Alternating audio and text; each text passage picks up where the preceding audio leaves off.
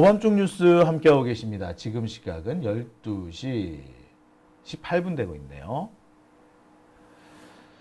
자, 세 번째 주제는 전방위 동시다발 압수수색, 김건희도 며칠 안 남았다입니다. 야, 참 우리 지난 3년 동안 고생 많았습니다. 솔직히 윤석열과 김건희를 TV에서 계속 보아야 된다는 것도 우리한테는 고역이었죠. 두 사람은 너무나도 뻔뻔스러워요. 그래서 뻔뻔스러운 건 둘째 치더라도 적어도 국가 지도자, 그 영부인쯤 되면은 이 품격이라는 게 있어야 되는데, 아이고, 품격 지랄하고 있네. 오늘 저기 박용진 의원이 모 방송에 나가가지고, 윤석열과 김건희 관계가 마치 연산군과 장녹수의 관계와 비슷하다, 뭐 이렇게 얘기를 했던 것 같습니다. 제가 여러 차례 강조했던 얘기죠. 제가 어제 장녹수에 대한 얘기를 했습니다. 장녹수의 일생이라든지 그 사람의 출신 쭉 제가 읊어드렸는데요. 김건희 얘기를 제가 한마디도 안 했습니다만 누가 보더라도 김건희를 연상시키게 하는 그런 대목들이 많았어요. 참. 네. 지금 마이크가 잘 안 나오나요? 야, 이 마이크가 지금 잘 안 나와가지고 고생하셨네요. 예. 마이크가 또 파업을 했나요? 아이고야, 네. 아이고, 그래도 마이크가 좀 들리기는 들리셨죠? 네, 참네. 실컷 떠들었는데, 네. 자,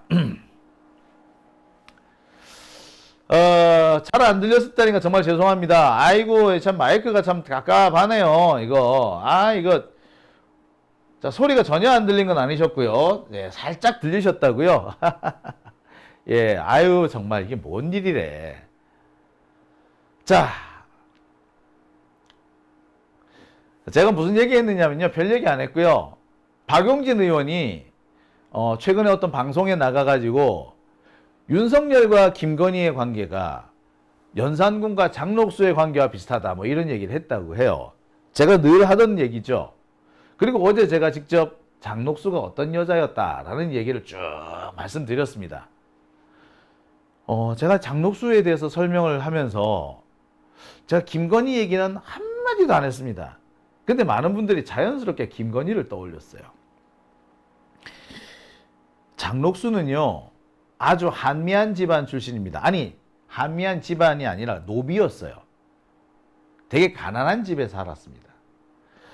일찍 시집을 갔습니다. 너무나도 집안이 가난했기 때문에 먹고 살기 위해서 시집을 갔대요.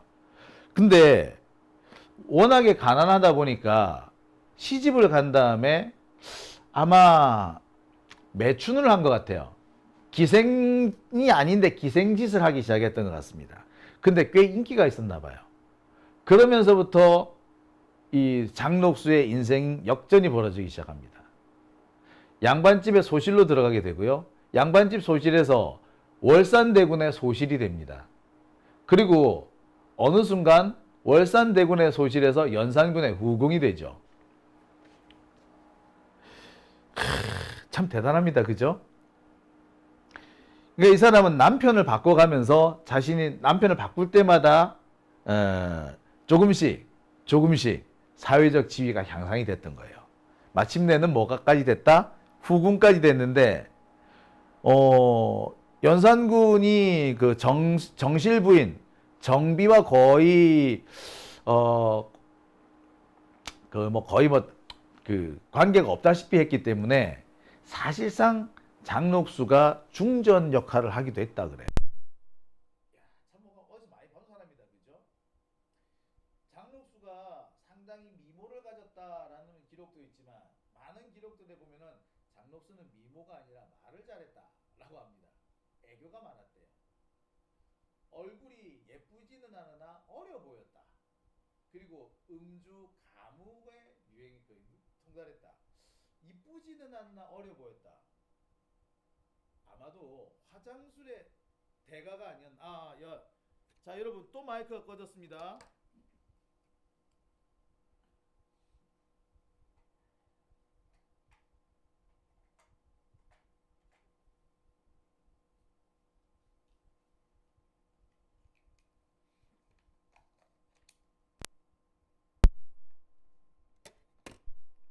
아이고, 예, 또 마이크가 꺼졌네요. 아유, 정말.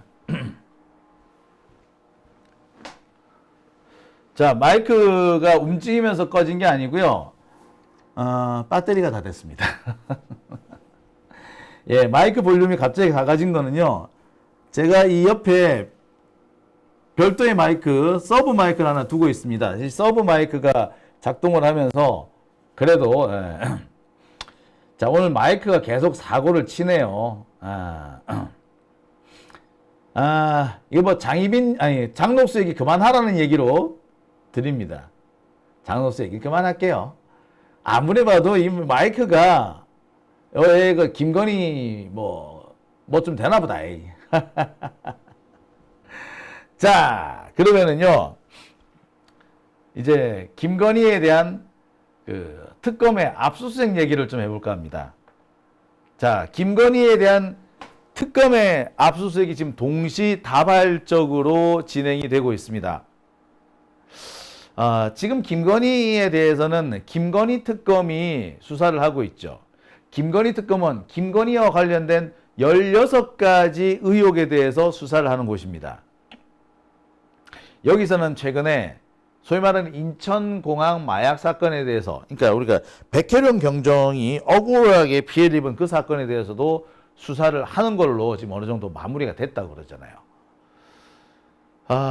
자, 이 김건희 특검은요, 좀 출발이 늦었습니다. 조은석 내란 특검이 준비 기간 중에도 수사를 시작을 해서 준비 기간 중에 윤석열에 대한 영장을 청구한다든지 또는 윤석열에 대한 소환 조사를 한다든지 이런 일을 했었는데, 김건희 특검은 이 준비 기간을 다 지키고 본격적인 수사를 시작합니다. 그러다 보니까 엊그제부터 김건희에 대한 압수수색이 동시다발적으로, 그것도 전방위적으로 진행되고 있습니다. 16개 혐의가 있으니까 이 혐의를 다 조사해야 되니 압수수색이 그만큼 많이 진행될 수밖에 없어요. 지금 김건희와 관련해 가지고 김건희 특검이 압수수색한 거 오늘만 해도요, 경찰청 국가수사본부, 그 다음에 김예성 출국 금지, 이런 것까지 해서 엄청나게 많은 내용들이 나옵니다. 특히 경찰청 압수수색 같은 경우에는 경찰청이 통일교 관련된 의혹, 이 의혹을 계속 수사해 왔는데 이 자료를 넘겨달라고 한 거였습니다. 그리고 이거 같은 경우 김건희 측근 업체에 대기업이 거액의 투자를 했다라는 이 부분인데, 김건희 측근이 만든 업체에 대기업이 투자를 했다. 자, 이게 얼마 전에 한번 PD수첩인가요? 거기 한번 보도가 된 적이 있죠. 이거 뭐예요? 네, 그렇습니다. 사실상 김건희한테 주는 뇌물이었던 거지. 자, 이와 관련해 가지고 또 특검이 수사를 시작했다고 합니다. 무엇보다도 오늘 많은 사람들을 놀라게 만들었던 것은 윤상현 의원, 전두환의 옛날 사위 윤상현 의원에 대해서 압수수색이 진행됐다는 겁니다. 자택과 국회 사무실 모두 압수수색을 받았습니다. 윤상현 의원, 지난번에 이재명 대통령이 민주당 대표 시절에 검찰의 압수수색을 받을 때마다 온갖 희한한 말로 조롱을 했었죠. 근데 막상 본인이 압수수색을 당하고 나니까 정치 탄압이 어쩌고 저쩌고 이러고 있는 모양입니다. 이런 걸 보고 우리는 내로남불이라고 부르죠. 윤상현 의원, 지금까지 보면은 정말 이런 사람이 국회의원을 하고 있나 싶을 정도의 그런 엉뚱한 짓을 많이 했었죠. 윤석열의 내란에 대해서 가장 적극적으로 옹호한 놈입니다.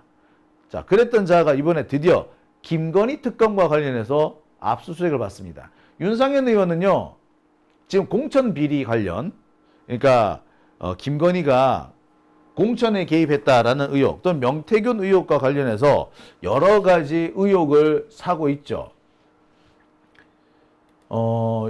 김건희가 꽂아 넣으려고 했다는 검사 중에서 김상민이라는 사람이 있죠. 이 김상민에 대해서도 오늘 압수수색이 진행됩니다. 이 모두가 김건희 특검에 의해서 진행된 겁니다. 그러니까 김건희에 대해서 조사할 내용들이 지금 모두 한꺼번에 지금 싹 압수수색으로 풀리고 있는 거죠.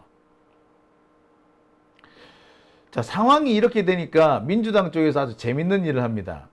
윤상현 의원 같은 경우에 이재명 대통령에 대해서 참 여러 차례 아주 악의적인 짓을 했습니다. 뭐 툭하면은 이재명 뭐 검찰 수사 받으라는 둥, 압수수색 제대로 받으라는 둥 이딴 소리를 했죠. 심지어 이재명 대통령이 대표 시절에 소위 말하는 그 대장동 관련해 가지고 구속영장이 한번 청구된 바가 있지 않습니까? 그 영장 체포 동의안 때 윤상현이 앞장서서 체포 동의해야 된다고 떠벌렸던 놈이잖아요. 드디어 우리가 갚아줄 때가 된 것 같습니다. 오늘 김용민 의원이 체포 동의안을 보내달라. 그러면은 보내오는 족족 동의해주겠다. 라고 얘기합니다. 윤상현 의원실 앞에서 뭐 이런 얘기를 했다고 하죠. 참 격세지감입니다만 진작에 했었어야 될 일이었죠. 자, 여기서 끝나는 게 아니죠. 특검에서는 오늘 유라시아 경제인 협회장을 소환합니다.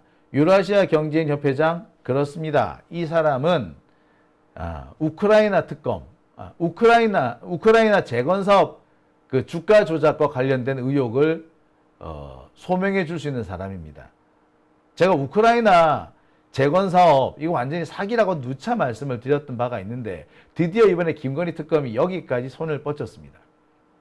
재밌는 거는 그 다음 대목이에요.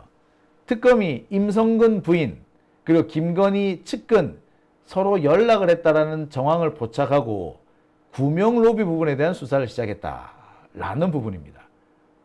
저는 솔직히 이 대목이 나오는 걸 보고 야, 드디어 때가 왔구나 라고까지 저는 생각을 했습니다. 제가 재작년이요. 임성근과 관련된 의혹이 막 제기가 됐을 때 이게 임성근이 그 사람 아닙니까? 해병대 1사단장이었던 사람. 그래서 우리 최수근 상병에 대해서 억지로 그 험악한 물살 속으로 밀어넣었던 바로 그 사람. 그래놓고 책임도 지지 않은 바로 그 사람입니다. 박정훈 대령이 이 임성근 사단장에 대해서 처벌을 해야 한다라고 보고서를 올리니까 윤석열이가 경로했다고 하잖아요. 자, 제가 그 얘기를 전해드리면서 도무지 이해가 안 된다. 이 사단장 하나를 자르는데 대통령이 경로하고 할 이유가 뭐가 있나? 제가 그렇게 얘기를 했었어요. 그 유일한 가능성이 뭐다? 김건희와 임성근 부인 사이에 뭔가 커넥션이 있다라고 제가 말씀을 드렸죠. 그러면서 제가 현역 군인으로 있을 때 있었던 일, 특히 군대에서 흔히 볼 수 있는 여러 가지 상황들에 대해서 제가 쭉 설명을 드렸습니다. 뭐 참고로 말씀드리면 그래요. 옛날에, 뭐 옛날까지도 아닙니다. 제가 군에 있을 때, 그리고 지금도 마찬가지인데, 부대 내에서 인사이동이 있잖아요. 인사이동이 있을 때마다 인사명령지가 발표되기도 전에 부인들이 먼저 알고 있어. 이걸 보고 어떤 사람은 인사명령지가 청사에 붙는 게 아니라 마치 관사에 붙는 것 같다 라는 말도 했습니다.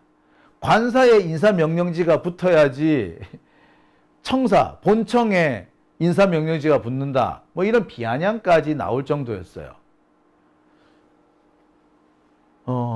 특히 군인 부인들, 장교 부인들끼리 자기들끼리 이합 집산을 한다든지 뭐 이런 경우 상당히 많고, 특히 부인들이 지휘관 부인들한테 달라붙어 가지고 뭐 아양 떨고 이런 일 많다고 말씀드렸죠. 그래서 제가 그때 그런 얘기도 했던 것 같아요. 사단장 부인하고 대대장 부인하고 엄청 친해. 근데 그 친한 대대장 부인의 남편, 그러니까 대대장이 뭔가 문제가 생겼어. 그래서 크게 처벌받을 뻔하는데 갑자기 사단장 사모가 사단장한테 삑 전화해가지고 야, 그 사람 나랑 친한 사람이야, 친한 사람 남편이야, 하지마 라고 하게 되면은 분명히 처벌 대상이었던 대대장이 빠져나간다. 딱 그 상황이잖아. 그래서 임성근 부인과 김건희 사이에는 뭔가 커넥션이 있다라고 제가 말씀을 그때도 드렸어요. 아니나 다를까 이번에 그 부분에서 정황이 포착이 된 겁니다. 와, 씨, 진짜. 김건희는요, 윤석열은요, 뭘 상상하든 그 이상이고, 우리가 생각하는 가장 최악, 그 최악에 바로 이 두 사람이 연결되지 않는가라는 생각을 해봅니다. 자, 그리고 오늘 아주 충격적인 내용도 나왔어요. 건진법사가 이철규를 통해서 YTN을 인수하는 방법을 알아보려고 했다는 거 아닙니까? 그와 관련된 문자 내역까지 나왔대요. 진짜 대단하다, 대단해. YTN 같은 거, 이게 사실 이게 방송사 아닙니까? 방송사. 보도 전문 채널이잖아요. 이 방송사 언론사를 김건희 혼자서 좌지우지 했다는 거 아닙니까? 이렇게 되면은, 지금 현재 이 YTN을 인수하는 데가 유진건설 아닙니까? 유진건설하고 통일교하고 YTN을 놓고 싸우다가 유진건설한테 이게 넘어간 건데, 그럼 유진건설은 김건희한테 뭘 얼마나 갖다 바친 걸까요? 의심 안 할 수가 없죠. 이 부분도 우리가 좀 특검을 해야 될 것 같다는 생각을 해봅니다. 어떻게 한나라의 방송사를 지들끼리 이렇게 사고 팔고 청탁을 하고, 와, 씨, 진짜. 정말 이래서야 되겠습니까? 이러니까, 자, 아무튼, 이제, 김건희 특검에서 줄줄이 김건희와 관련된 사람들을 소환하기 시작했습니다. 오늘과 내일 드디어 김건희와 관련된 사람들이 줄줄이 소환될 겁니다. 특히 3부 토건부터 소환되는 얘기가 있다고 하죠. 예. 자, 김건희 특검에서는 디올백 사건도 다시 파헤치기로 했다고 합니다. 디올백도 다시. 야, 이제 나라가 좀 제대로 돌아가는 것 같죠? 아이고, 버퍼링이 걸렸나요? 야, 이제 오늘 뭐 제대로 되는 게 하나도 없네요. 마이크는 배터리가 떨어지고, 버퍼링이 갑자기 걸리고, 참. 이게 뭐 도움되는 게 하나도 없네요. 한참 중요한 얘기를 하고 있는 시점에, 이 중요한 시점에, 김건희 특검에 대한 얘기를 하고 있는 이 시점에, 예, 참. 자, 지금 같은 상황이면은 조만간 특검에서 김건희를 소환하는 것도 그리 머지 않은 것 같습니다. 그리고 지금 같은 상황이면 김건희도 감옥에 가는 것도, 아이고, 또 지금 버퍼링 걸렸어요. 하하, 이거 참 왜 이러노? 예. 자, 버퍼링이 자꾸 걸리네요. 예. 와 이러노, 버퍼링. 정말 짜증납니다, 버퍼링. 버퍼링이 또 풀렸다고요? 이게 좀 외부로부터 무슨 공격이 있는 것 같습니다. 제가 이 김건희와 관련된 얘기를 하니까 꼭 이런 일이 생기네요. 아까는 김건희와 장록수를 빗대어서 제가 말을 막 했더니 마이크가 꺼지고, 거참, 예, 줄리가 주술을 부리는 중인지도 모르겠습니다. 근데 그러라고 해. 그래봤자 얼마 못 간다니까. 자, 지금 현재 특검은요, 압수수색을 지금 대대적으로 진행하고 있고, 초기 단계입니다. 수사의 초기 단계에는 최대한 수사에 필요한 자료들을 끌어모아야 돼요. 더 증거인멸이 되기 전에 또 끌어모아야겠죠. 자, 또 버퍼링이 걸리네요. 야, 오늘 참 여러 가지로 애먹습니다. 버퍼링이 계속 지금 되고 있는데, 자, 시청자 여러분들께서 상당히 불편하실 것 같아요. 버퍼링 없다는 분도 계시고, 예, 버퍼링이 있다는 분도 계시고, 자, 다시 한번 돌아가겠습니다. 지금 특검에서, 김건희 특검에서 압수수색을 진행하고 있죠. 그리고 관련자들에 대한 소환조사를 시작하고 있습니다. 이거는 이 수사의 초기 단계에 해당합니다. 수사 초기 단계에는 최대한 진술을 많이 확보하고 증거를 최대한 많이 확보하는 것이 관건입니다. 그리고 압수수색이 끝나고 나면 압수물 분석이 들어가요. 압수물 분석을 하고 난 다음에는 다시 한번 그동안에 드러난 여러 가지 진술이나 물적 증거들을 토대로 해가지고 대략의 상황을, 대량의 이제 진실, 사실관계를 정리를 합니다. 그리고 이 사실관계를 가지고 당사자들에 대한 본격적인 소환을 하는 겁니다. 그러니까 지금 현재 김건희 특검은 수사의 초기 단계에 와 있는 거죠.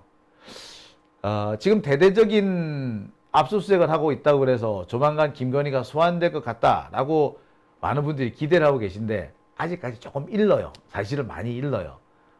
분명히 김건희가 소환돼서 김건희가 분명히 감옥에 가겠지만 아직은 이릅니다.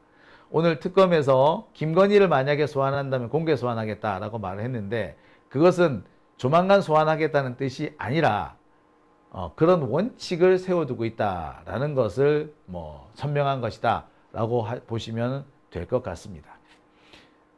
초기 단계 압수수색이 끝나고 나면은 이 다음 단계는 압수물 분석이 있습니다. 압수물을 분석해 가지고 사실관계가 어떻게 되었는지를 한번 쭉 나열해 보는 거죠. 그리고 그동안 피의자나 피고인 이 사람들이 과거에 했던 얘기들, 이미 나왔던 진술들을 종합해서 어디에서 모순이 발생하는지를 확인합니다. 그리고 난 다음에 다시금 시나리오를 짜겠죠. 그 시나리오 결과가 뭐가 나온다? 예, 그 결과를 가지고 김건희를 불러서 소환 조사를 하게 됩니다. 시간이 좀 걸립니다. 대대적인 압수수색에서 많은 분들이 기대를 품고 계실 텐데 기대 가지셔도 좋습니다. 하지만 조급해 하시지는 마시기 바랍니다. 아직 좀 물론 그래봤자 며칠 안 남기는 했어요. 김건희 특검에서 다뤄야 되는 의혹이 16가지인가 되고요. 연천공항 마약 의혹과 같이 추가로 한두 가지를 더 하게 될 것으로 보입니다. 그렇기 때문에 이 16가지가 동시다발적으로 수사가 되긴 어렵겠고 쉬운 것부터 진행이 되겠죠. 쉬운 것부터 진행되면은 김건희가 쉬운 것부터 소환이 될 가능성도 있고 경우에 따라서는 영장이 청구될 수도 있습니다. 다만 제가 여러 차례 반복합니다만 우리나라는 부부를 동시에 같은 시기에 감옥에 넣지 않습니다. 그러니까 윤석열이 만약에 내일 모레 내일이군요. 내일 오늘이다. 오늘 12시 넘어갔으니까 오늘 구속이 돼버리면 김건희는 한동안 구속 안 될 수밖에 없어요. 아이고 세상에 어찌 이런 거 쉽죠? 예, 근데 뭐 어쩌겠습니까? 자, 오밤중 뉴스 함께하고 계신 지금 시각 12시 41분 지나고 있습니다.